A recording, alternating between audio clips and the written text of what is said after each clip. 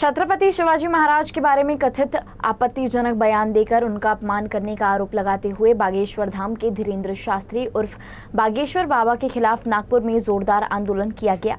Sambhaji brigade संगठन के कार्यकर्ताओं ने तीव्र विरोध प्रदर्शन किया।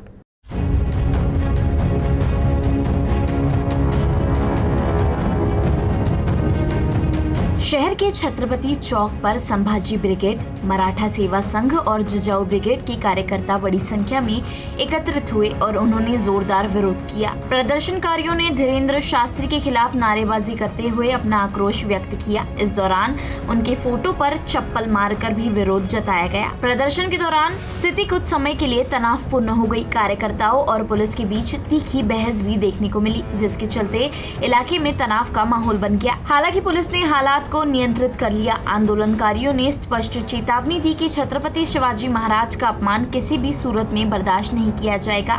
उन्होंने संबंधित व्यक्ति के खिलाफ कड़ी कार्रवाई की मांग भी की। आपल्या सर्वांना माहित आहे की स्वामी रामदास आणि छत्रपती शिवाजी महाराज यांची कधी भेट सुद्धा झालेली नाही आहे।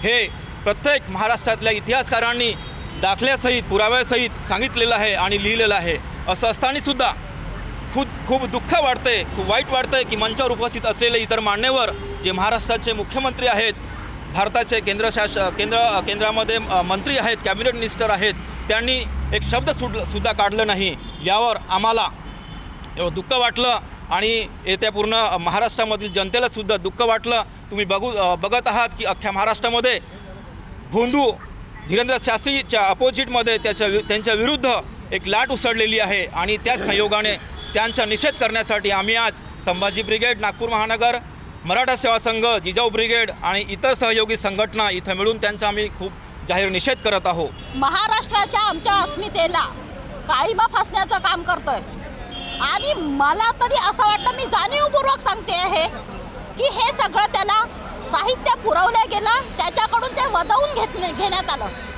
नाही। तर समजा महाराष्ट्राची अस्मिता तो एका मंचावर उभा राहून महाराजांबद्दल असे वक्तव्य करतोय आणि मंचावर उपस्थित मान्यवर कुणीच काही बोलत नाहीये, त्याबद्दल खरंच लाज वाटते आजच्या मंत्र्यांची।